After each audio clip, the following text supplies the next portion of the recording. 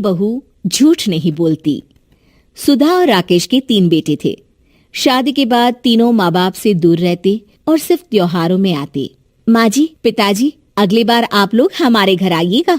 अरे नहीं बहू, सब यही आ जाते हैं तो घर खिला खिला लगता है। हाँ बहू, तू हमेशा बुलाती है तो जरूर आएंगे तेरे पास भी। हाँ हाँ, दीदी का घर बड़ा जो है, सब कुछ आपने शादी के बाद दीदी को ही तो दे दिया था। हमें भी दिया होता तो हम भी बड़ा घर लेते। क्यों सुनील? अरे नहीं, पापा ने सबको एक बराबर ही दिया है। छोटी बहू, क्या चाहिए तुम्हें, बोलो। वो आपके सोने की चेन वाली घड़ी है ना, वो अगर आप मुझे। तभी वहाँ मजली बहू भी आ जाती है। और मुझे ना आपका मंगलसूत्र कितना लंबा, सुंदर और भारी भी है। अरे हाँ, तुम दोनों को ही दूंगी बहू, चिंता न करो। चलो अब खाना लगाओ, खाना खाया जाए। सभी मिलकर खाना खाते हैं कि पड़ोसन आ जाती है। अरे सुधा बहन, थोड़ी चीनी तो देना, घर में शक्कर नहीं है और मेहमान सर पर बैठे हैं। अरे छोटी बहू, चाची को शक्कर तो दे दो। अरे मजली दीदी, आप दे दीजिए ना, मैं यहाँ कम आती हूँ तो मुझे पता ही नहीं है कि सासू माँ सारी चीजें कहाँ रखती है। और तुम, मैं कौन सा यहाँ रोज शक्कर फाँकने के लिए आती हूँ, मुझे भी नहीं है पता। तभी बड़ी बहू हाथ में चीनी की कटोरी लेकर आती है। चाची, शक्कर आप लोगों का बड़ा सहारा है माँ जी और पिताजी को, वरना हम लोग तो यहाँ रहते ही नहीं। आप जैसे पड़ोसी हैं तो हम निश्चिंत है। और जीती रहे बहू, आप तो ये घर पड़ोस कम परिवार ज्यादा लगता है। सुधा अपनी बड़ी बहू को देखकर बहुत खुश रहा करती थी। वो उससे अक्सर घंटों बात भी किया करती, लेकिन दोनों दूसरी बहुओं का भी वो समझती थी कि शायद छोटी है, वक्त आने पर संभल जाएंगी। समय आ जाता है जब सभी को वापस जाना होता है। माँ जी, हम लोगों की फ्लाइट पहले है, हमें इजाजत दे। वो सास के गले लगकर चली जाती है। थोड़ी देर बाद छोटी बहू कहती है, माँ जी, मैं ना ये सोफे के कवर और चादरें ले जा रही हूँ, यहाँ तो ऐसी ही पड़ी रहेंगी। हाँ बहू, ले जा। और कुछ चाहिए तो बोल। और तो चाहिए बहुत कुछ, पर चलिए कोई बात नहीं, अगली बार ले जाऊंगी मैं। ऐसे ही मंजली बहू भी घर का बहुत सारा सामान ले जाती है। सभी के जाने के बाद सुधा राकेश से कहती है, घर कितना सूना लग रहा है ना। हाँ, और खाली भी। तुम्हारी दोनों बहुएं सब बटोर गई। अरे ठीक है ना, हम दोनों ही तो हैं, कितना सामान लगेगा। फिर उन लोगों की नई गृहस्थी, इतना मत सोचा करे। समय बीतता है। ऐसे ही हर साल त्योहारों में सुधा और राकेश के बच्चों की बहू आते और जाते वक्त ढेर सारा सामान पैक कर कर ले जाती। लेकिन कुछ ही सालों में सुधा का देहांत हो जाता है। पिताजी, आप यहाँ अकेले क्या करेंगे? हम लोगों के साथ चलिए। अरे नहीं बहू, इस घर में सुधा की यादें हैं, मैं उसे नहीं छोड़ सकता हूँ। अब तुम लोगों की माँ नहीं रही।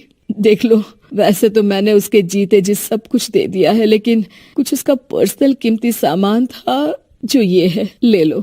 सामान में होती है एक घड़ी और एक मंगलसूत्र। माँ जी ने कहा था कि वो ये घड़ी मुझे देंगी। हाँ, पिताजी, माँ ने सबके सामने ये घड़ी सरिता को देने के लिए कहा था। उठा लो सरिता माँ की घड़ी। अब क्या था, छोटी बहू फट से घड़ी उठा लेती है। और पिताजी, ये मंगलसूत्र तो माँ ने मुझे ही देने को कहा था, याद है ना? वो सभी की ओर इशारा करती है। तू भी ले ले ये हार बेटा, कोई बात नहीं। मंजली फटाक से हार उठा लेती है।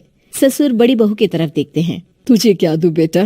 पिताजी, माँ ने एक चीज मेरे लिए भी रखी है। सभी के कान खड़े हो जाते हैं कि आखिर सास ने क्या रखा होगा बड़ी के लिए। अरे माँ जी तो दीदी से प्यार भी ज्यादा ही करती थी, हमेशा उनसे बात किया करती। जरूर कोई बड़ी और अपनी प्रिय चीज दी होगी दीदी को। और देख लेते हैं ना, वरना तो हम भी बराबर का बंटवारा करेंगे। हाँ, कर लेना बंटवारा। लेकिन बड़ी बहू, बताओ तो, सुधा ने क्या रखा है तुम्हारे लिए? अभी तो हम लोग यही हैं पापा जी, जब जाने लगेंगे तो बता दूंगी। बड़ी बहू के मुंह से ये बात सुनकर बाकी 2 बहुएं सोचने लगती हैं कि आखिर क्या है जो दीदी को सासू माँ देकर गई हैं।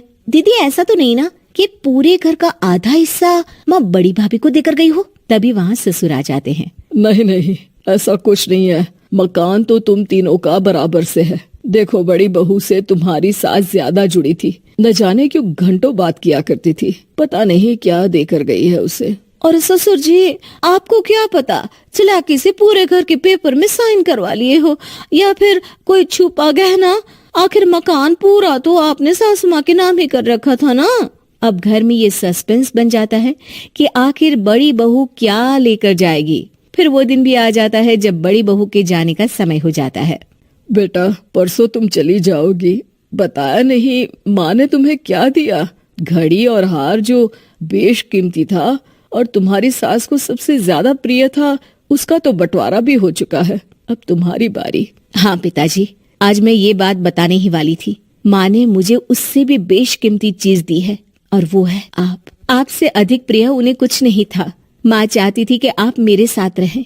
चलिए पिताजी। बेटा, मेरे पास तो कोई पेंशन भी नहीं है और ना ही कोई प्रॉपर्टी। लेकिन आपके पास संस्कार है पिताजी, जो मेरे बच्चे आपसे लेंगे, तो आपको ले जाने पर स्वार्थ ही है मेरा। चलिए ना पापा। सभी के सामने पिताजी बड़ी बहू और बेटे के साथ उनके घर चले जाते हैं।